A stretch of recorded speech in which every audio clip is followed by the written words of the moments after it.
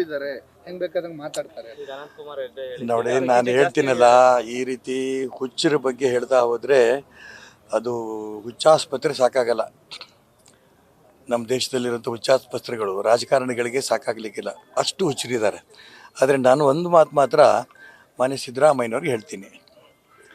ನಾನು ಇಲ್ಲಿ ರಾಜಕಾರಣ ಮತ್ತು ಬೆರೆಸೋದಕ್ಕೆ ಇಷ್ಟಪಡೋದಿಲ್ಲ.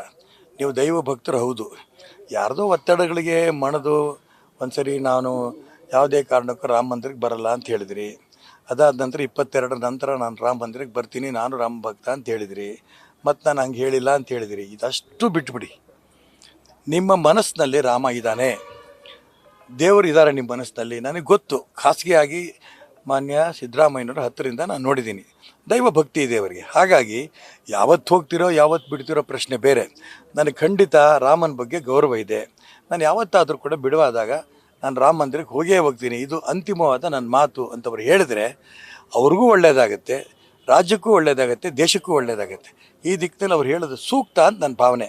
ನಾನು ಖಂಡಿತ ಇದರಲ್ಲಿ ರಾಜಕಾರಣ ಬೆರೆಸೋದಕ್ಕೆ ಇಷ್ಟಪಡಲ್ಲ. ಅವ್ರು ಹಿಂದೆ ಏನೇನು ಹೇಳಿದ್ದಾರೆ, ಮೋದಿ ಬಗ್ಗೆ ಏನು ಹೇಳಿದ್ದಾರೆ, ಅನಂತಕುಮಾರ್ ಅವರ ಸಿದ್ದರಾಮಯ್ಯನ ಬಗ್ಗೆ ಹೇಳಿದ್ದಾರೆ. ಇದು ಒಬ್ರಿಗೊಬ್ಬರು ಹೇಳ್ತಾ ಹೋದರೆ ಒಂದು ಹಿಂದೆ ಹುಚ್ಚರ ಜಾತ್ರೆ ಆಗುತ್ತೆ. ಈ ಜಾತ್ರೆ ನಾನು ಬೆಂಬಲ ಕೊಡೋಕ್ಕೆ ಇಷ್ಟಪಡಲ್ಲ. ಹಾಗಾಗಿ ಇದು ರಾಮ ಮಂದಿರ ಆಗ್ತಾ ಇರೋಂಥ ಸಂದರ್ಭದಲ್ಲಿ ಇಡೀ ಪ್ರಪಂಚದ ಜನ, ಸುಮಾರು 50 ರಾಷ್ಟ್ರಗಳು ಆ ಜನವರಿ 22ನೇ ತಾರೀಕು ಅಯೋಧ್ಯೆಗೆ ಬರ್ತದೆ ಅಂತ ಪತ್ರಿಕೆಗಳಲ್ಲಿ ಇವತ್ತು ಓದಿದೆ ನಾನು. ತುಂಬ ಸಂತೋಷ ಆಯಿತು. ಅದರಲ್ಲಿ ಕ್ರಿಶ್ಚಿಯನ್ ರಾಷ್ಟ್ರಗಳು ಇದ್ದಾವೆ, ಮುಸಲ್ಮಾನ್ ರಾಷ್ಟ್ರಗಳು ಇದ್ದಾವೆ, ಎಲ್ಲ ರಾಷ್ಟ್ರಗಳು ಬರ್ತಾ ಇರೋಂಥ ಸಂದರ್ಭದಲ್ಲಿ ಭಾರತ ನಾವು ರಾಮನ ಹೆಸರಿನಲ್ಲಿ ಒಂದಾಗೋಣ, ಇದು ನನ್ನ ಅಪೇಕ್ಷೆ. ಅವ್ರು ಕಾಂಗ್ರೆಸ್ನಲ್ಲೇ ಇರಲಿ, ನಾವು ಬಿ ಜೆ ಪಿಲಿ ಇರಲಿ, ಯಾರ್ಯಾರು ಯಾವ ಪಾರ್ಟಿಲಿ ಬೇಕು ಅದರಲ್ಲಿ ಇರಲಿ. ಆದರೆ ರಾಮ ಯಾವ ಪಕ್ಷಕ್ಕೂ ಸೇರಿದನಲ್ಲ. ರಾಮ ತನ್ನ ರಾಮರಾಜ್ಯವನ್ನು ಮಾಡಿ ಇಡೀ ಸಮುದಾಯನ ಒಂದುಗೂಡಿಸಂಥ ಒಬ್ಬ ಮಹಾ ಚೈತನ್ಯ, ಮರ್ಯಾದಾ ಪುರುಷೋತ್ತಮ. ಅದಕ್ಕೋಸ್ಕರ ನಾನು ಎಲ್ರಿಗೂ ಪ್ರಾರ್ಥನೆ ಮಾಡ್ತೀನಿ, ಬರೀ ಸಿದ್ದರಾಮಯ್ಯನವರು ಒಬ್ಬರಿಗೆ ಅಲ್ಲ, ಎಲ್ರಿಗೂ ಪ್ರಾರ್ಥನೆ ಮಾಡ್ತೇನೆ. ಟೀಕೆಯನ್ನು ಮಾಡೋಂಥ ಸಂದರ್ಭದಲ್ಲಿ ವೈಯಕ್ತಿಕ ಟೀಕೆಗಳು ಇಳಿಬಾರ್ದು.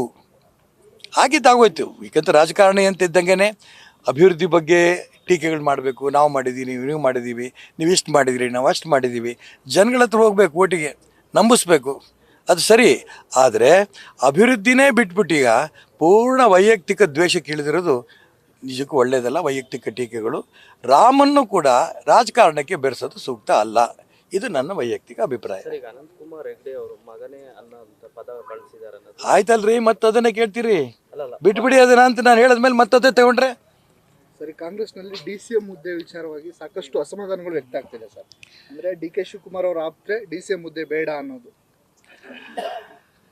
ಇದು ಕರ್ನಾಟಕ ರಾಜ್ಯದ ಕಾಂಗ್ರೆಸ್ ಪಕ್ಷದ ಸರ್ಕಾರದ ಮತ್ತು ಕಾಂಗ್ರೆಸ್ ಪಕ್ಷದಕ್ಕೆ ಸಂಬಂಧಪಟ್ಟಂಥ ವಿಚಾರ.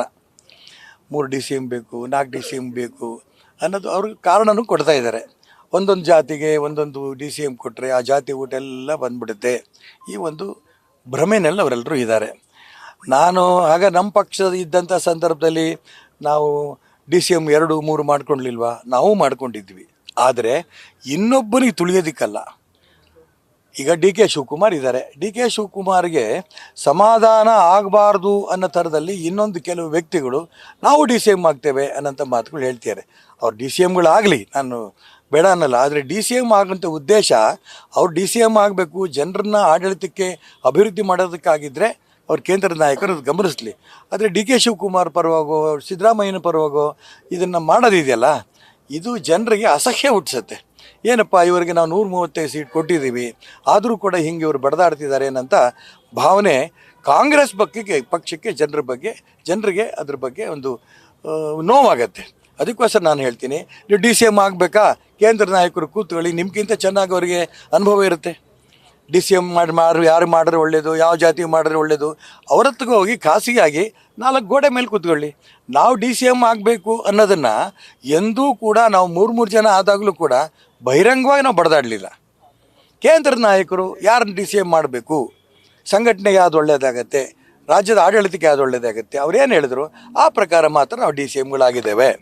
ನಾವು ಯಾರೂ ಕೂಡ ಜಾತಿಗೊಬ್ಬ ಆಗಬೇಕು, ಆ ಜಾತಿಗೆ ಕೊಟ್ಟರೆ ಆ ಜಾತಿ ಓಟೆಲ್ಲ ಬರುತ್ತೆ, ಅದು ಹೋಯ್ತು ಕಾಲ, ಅದೆಲ್ಲ ಹೋಯ್ತು, ಕಾಲ ಹೋಗಿದೆ. ಅದಕ್ಕೋಸ್ಕರ ನಾನು ಹೇಳೋಕ್ಕೆ ಇಷ್ಟಪಡ್ತಿರೋದು, ಬಹಿರಂಗ ಚರ್ಚೆಯನ್ನು ಪಕ್ಷದ ವೇದಿಕೆಯಲ್ಲಿ ಆಗೋದನ್ನು DCM ಬಗ್ಗೆ ಕೇಂದ್ರ ನಾಯಕರು ಬಿಟ್ಟುಬಿಡಿ, ಅವರೇನು ತೀರ್ಮಾನ ತಗೋತಾರೋ ಅದಕ್ಕೆ ಬದ್ಧರಾಗಿ. ಸರ್ ಈಗ ಮೈಸೂರಿನ ಯೋಗಿರಾಜ್ ಒಂದು ಶಿಲ್ಪ ಅಂದ್ರೆ ಅಯೋಧ್ಯೆ ಪ್ರಾಣ ಪ್ರತಿಷ್ಠೆಗೆ ಸೆಲೆಕ್ಟ್ ಆಗಿದೆ ಸರ್, ಕರ್ನಾಟಕದ ಮಟ್ಟಿಗೆ ಇದೆ. ಇದು ಅಯೋಧ್ಯೆಯಲ್ಲಿ ರಾಮ ಮಂದಿರ ಕಟ್ಟೋದಕ್ಕೆ 500 ವರ್ಷದಿಂದ ಸಾವಿರಾರು ಜನದ ಬಲಿದಾನ ಆಗಿದ್ದು ಎಲ್ಲರೂ ಗೊತ್ತಿದೆ. ಅಂಥ ಒಂದು ಪವಿತ್ರವಾದ ಜಾಗದಲ್ಲಿ, ಅಯೋಧ್ಯ ಹುಟ್ಟಿದ ರಾಮ ಹುಟ್ಟಿರೋಂಥ ಜಾಗದಲ್ಲಿ ಕರ್ನಾಟಕ ರಾಜ್ಯದ ಒಬ್ಬ ಶಿಲ್ಪಿ ಯೋಗಿರಾಜ್ ಅಲ್ಲಿ ತಾನು ಕೆತ್ತದಂಥ ರಾಮ ಲಕ್ಷ್ಮಣ ಸೀತೆ ಮಾರುತಿಯ ಒಂದು ವಿಗ್ರಹ ಅಲ್ಲಿ ಹೋಗ್ತಾ ಇರೋದು ನಿಜಕ್ಕೂ ಕೂಡ ಆ ಯೋಗಿರಾಜ್ ಯಾವ ಜನ್ಮದಲ್ಲಿ ಪುಣ್ಯ ಮಾಡಿದ್ರೋ ಅಷ್ಟೇ ಅಲ್ಲ, ಕರ್ನಾಟಕ ರಾಜ್ಯದ ಜನರು ಕೂಡ ಅದೊಂದು ಅಭಿಮಾನ. ಅದು ನಾವು ರಾಜ್ಯದಲ್ಲಿ, ದೇಶದಲ್ಲಿ, ಪ್ರಪಂಚದಲ್ಲಿ ಎಲ್ಲೂ ಹೋದರೂ ಕೂಡ ಆ ಒಂದು ಅಯೋಧ್ಯೆ ರಾಮ ಮಂದಿರದಲ್ಲಿ ಇರೋಂಥ ಆ ಒಂದು ಶಿಲೆ, ರಾಮನ ಶಿಲೆ ಕರ್ನಾಟಕದ್ದು, ನಮ್ಮ ಶಿಲ್ಪಿ ಕರ್ನಾಟಕದವನು ಅಂತ ಹೇಳ್ಕೊಳಕ್ಕೆ ನಮ್ಮೆಲ್ಲರೂ ಕೂಡ ತುಂಬ ಹೆಮ್ಮೆ ಏನಂತ ಅಂಶವನ್ನು ಈ ಸಂದರ್ಭ ನಾನು ಹೇಳೋದಕ್ಕೆ ಇಷ್ಟಪಡ್ತೇನೆ. ಸರ್ ಈಗ ನಿನ್ನೆ ಸಿದ್ದರಾಮಯ್ಯ ಭಾಷಣ ಮಾಡುವಾಗ ಒಂದು ಮಾತು ಹೇಳಿದೆ ಸರ್, ನಾನೇನು ಕುರುಬ ಜಾತಿಯಲ್ಲಿ ಊಟಕ್ಕೇನು ಅರ್ಜಿ ಹಾಕಿದ್ನ ಅನ್ನೋ ಒಂದು ಮಾತನ್ನು ಭಾಷಣದ ವೇಳೆ ಹೇಳಿದೆ ಸರ್. ನಾನು ಅವ್ರು ಏನು ಭಾಷಣಕ್ಕೆ ಯಾವ ಉದ್ದೇಶದಲ್ಲಿ ಹೇಳಿರೋ ಗೊತ್ತಿಲ್ಲ. ಯಾವ ವ್ಯಕ್ತಿನೂ ಕೂಡ ಜಾತಿ ಇಂಥದ್ದೇ ಜಾತಿಯಲ್ಲಿ ಹುಟ್ಟಬೇಕು ಅಂತ ಯಾರೂ ಅರ್ಜಿ ಹಾಕಿರಲ್ಲ. ಭಗವಂತನ ತೀರ್ಮಾನ, ಭಗವಂತನ ಪ್ರಕಾರ ನಾವು ನಮ್ಮ ತಂದೆ ತಾಯಿಯವರು ನಮ್ಮನ್ನು ಹುಟ್ಟಿ ಬೆಳೆಸಿ ಎಲ್ಲ ಮಾಡಿರ್ತಾರೆ. ಆ ಸಂಸ್ಕಾರ ನಮಗೆ ಕೊಡತ್ತೆ ವಿನಃ ನಾನು ಯಾವ ಜಾತಿಯಲ್ಲಿ ಹುಟ್ಟಿದ್ದೀನಿ ಅನ್ನೋದು. ಅನೇಕ ಬ್ರಾಹ್ಮಣರ ಜಾತಿಯಲ್ಲಿ ಹುಟ್ಟಿರೋರು ಕೂಡ ದಾರಿ ತಪ್ಪಿರೋರು ಇದ್ದಾರೆ. ಅನೇಕರು ಹಿಂದುಳಿದವರು, SC STಲಿರೋರು ಬಹಳ. ಮಹರ್ಷಿ ವಾಲ್ಮೀಕಿ ಯಾರು? ಇಡೀ ಪ್ರಪಂಚಕ್ಕೇ ರಾಮಾಯಣವನ್ನು ಬರೆದು ತನ್ನ ವಿಶೇಷತೆಯನ್ನು ತೋರಿದಂಥ ಮಹರ್ಷಿ ವಾಲ್ಮೀಕಿ. ಕಾಳಿದಾಸರು ಯಾರು? ನಾನು ಅದಕ್ಕೋಸ್ಕರ ಹೇಳಿದೆ, ವ್ಯಕ್ತಿಯ ಹುಟ್ಟು ಅವನ ಕೈಲಿರಲ್ಲ, ಆದರೆ ಅವನಿಗೇನು ಸಂಸ್ಕಾರ ಸಿಗುತ್ತೆ, ಆ ಸಂಸ್ಕಾರದಿಂದ ಹೆಂಗೆ ಅವನು ಅಭಿವೃದ್ಧಿ ಪಡಿತಾನೆ, ಸಮಾಜವನ್ನು ಹೆಂಗೆ ತಿದ್ದುಕೊಂಡು ಹೋಗ್ತಾನೆ. ಕನಕದಾಸರು ಕುಲ ಕುಲ ಕುಲ ಎಂದಿ ಹೊಡೆದಾಡಿದ್ರಿ ಅಂತ ಹೇಳಿದ್ರು ಅವರು. ಎಂಥ ಮಾತಿದು. ಬಸವೇಶ್ವರರು ಎಲ್ಲರೂ ಅಣತಂಗಮಂತರಂಗಿರಬೇಕು, ಬಾಳಬೇಕು ಅಂತ ಹೇಳಿದಂಥ ಒಂದು ನಾಡಿದು. ಹಾಗಾಗಿ ಹುಟ್ಟಿನ ಬಗ್ಗೆ ರಾಜಕಾರಣಿಗಳು ಪ್ರಸ್ತಾಪ ಮಾಡೋದು ಅಷ್ಟು ಸೂಕ್ತ ಅಲ್ಲ. ಮತ್ತು ಯಾರೂ ಕೂಡ ಅರ್ಜಿ ಹಾಕಿ ಇಂಥದೇ ಜಾತಿಯಲ್ಲಿ ಹುಟ್ಟಬೇಕು ಅನ್ನೋಂಥ ಅರ್ಜಿ ಹಾಕಕ್ಕೆ ಸಾಧ್ಯನೂ ಇಲ್ಲ. ನ್ಯೂಸ್ ಫಸ್ಟ್ ನಿರ್ಭೀತಿಯಿಂದ ನಿಮ್ಮ ಪರವಾಗಿ.